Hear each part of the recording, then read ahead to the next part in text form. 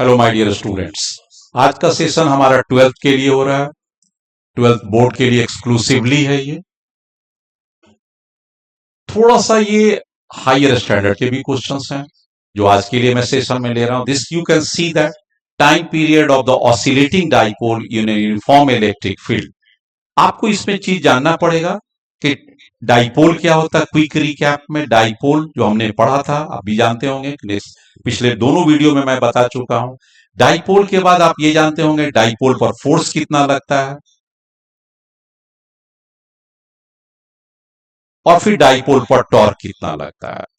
इन सभी चीजों को बेसिक में रिकैप्चुलेट करते हुए मैं आगे बढ़ता हूं, आपके साथ सेशन में जुड़ रहा हूं। आइए, सबसे इंपॉर्टेंट चीज है डाइपोल को आप ले लीजिए। इलेक्ट्रिक डाइपोल किसे कहते हैं तो ये आपको पता है।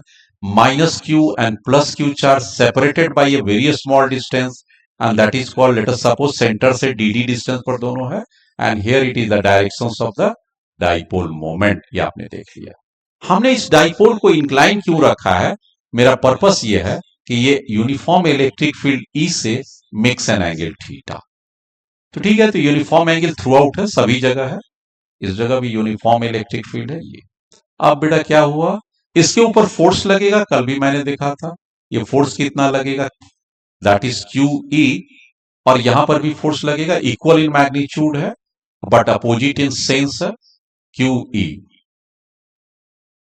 ये हमारे पास हो गया, फोर्स लग रहा है इसके ऊपर। और डाइपोल मोमेंट पी का वैल्यू कितना होगा, ये डाइपोल मोमेंट पी दिए हैं, तो that is equal to Q into separation distance with a vector sign. ये मेरे पास आ गया। तो ये सारी चीज रिकैप्चुलेट मैंने कर लिया।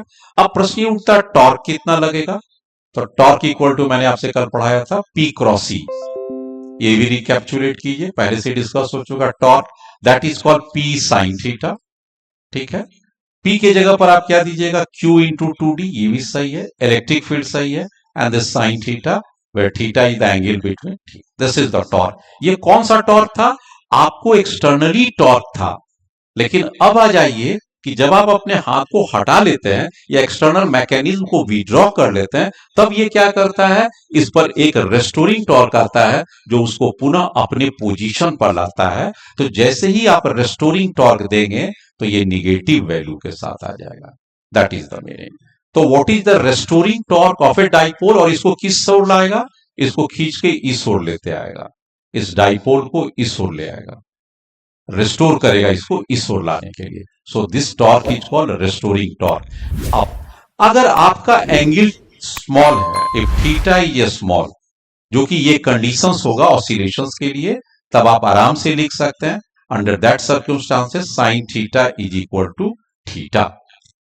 अब आपके पास टॉर्क रिस्टोरिंग कितना हो गया, torque restoring is equal to minus q into two d into E, और थीटा एंगल आ गया। अब आप ध्यान से देखिएगा, क्यू कांस्टेंट, 2D डाइपोल के बीच की separation distance, E uniform, theta angle change कर सकता है। So torque is directly proportional to theta with negative of this value. ठीक है, पुट इट इक्वेशन 1। ठीक हो गया। अब मैंने यहां पर टॉर्क रिस्टोरिंग को एक जनरलाइज्ड वे में लिख सकता हूं, क्या कि आपके जनरल इक्वेशन टॉर्क का, वो भी एंगुलर एसएचएम में क्या होता था, ये ध्यान दीजिएगा। एंगुलर एसएचएम के लिए टॉर्क क्या होता था, minus I omega square and theta.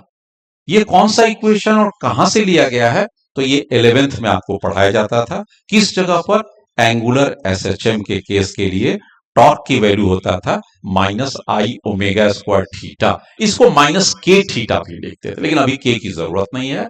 अब आप 1 एंड 2 को मैच करा लीजिए, आपके पास क्या आ गया, I omega square equal to Q to d into E आ गया। आई क्या था, यहां पर टर्म को क्लियर करना पड़ेगा। I is equal to moment of inertia of the dipole, तो आप इसे लिख लीजिए, moment of inertia of the dipole है। अब मोमेंट ऑफ इनर्शिया भी 11th की चीज है, या पढ़ा चुके होंगे, लेकिन यहां पर देख लीजिए कि अगर इसकी मास m है, इसकी मास m है, दोनों की बीच की डिस्टेंस d है, तो मोमेंट ऑफ इनर्शिया क्या होगा, m d स्क्वायर, ये मास इंटू ये distance, plus m into D square, दोनों को मिला दीजिएगा तो 2m इंटू डी स्क्वायर हो जाएगा।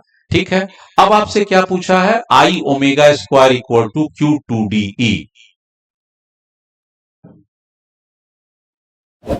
आई omega square equal to Q to D E आपके पास आया था। इसलिए ओमेगा की वैल्यू आप क्या लिख सकते हैं, omega equal to Q to D E divided by I and that to under root. This is called the angular frequency of the SHM. आप अगर इसको सिंपल फ्रीक्वेंसी पे ओमेगा इक्वल टू क्या होता है, 2 पाई, ओमेगा इक्वल टू आप लिख सकते हैं 2 पाई बाई टी, क्योंकि आपको टाइम पीरियड निकालना है।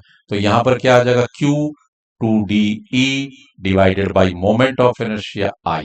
अब टाइम पीरियड कितना हो जाएगा, तो 2 pi under root I Q to D E, this is the time period. Time period इस साइड 2 पाई और ये नीचे आ जाएगा, यस करेक्ट।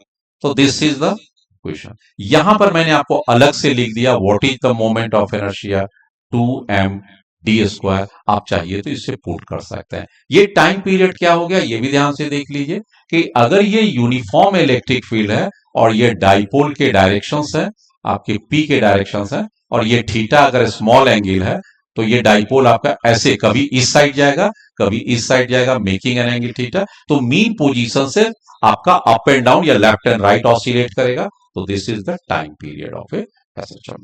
ये अपने आप में बहुत इंपॉर्टेंट है, आप इसे ध्यान से सीख लीजिए और अपने बोर्ड एग्जाम के प्रिपरेशन में इसे ऐड कर लीजिए। उम्मीद करते हैं कि अब आपका डाइपोल कंप्लीट हो चुका है। नेक्स्ट सेशन में इसकी आगे की चर्चा करूंगा कि कैसे कैपेसिटर्स को आप देखते हैं और उसके ऊपर कैसे वर्कआउट करते हैं। हाँ, ये भी हमारा ध्यान रहेगा कि आपके पोटेंशियल भी आपका चेक करवा दूंगा, पोटेंशियल एनर्जी भी चेक कर लूंगा। हर एक का डिटेल आपको नेक्स्ट वीडियो में मिलता जाएगा। आप वीडियो पर बने रहिए, शेयर कीजिए और सब्सक्राइब कीजिए। Thank you very much.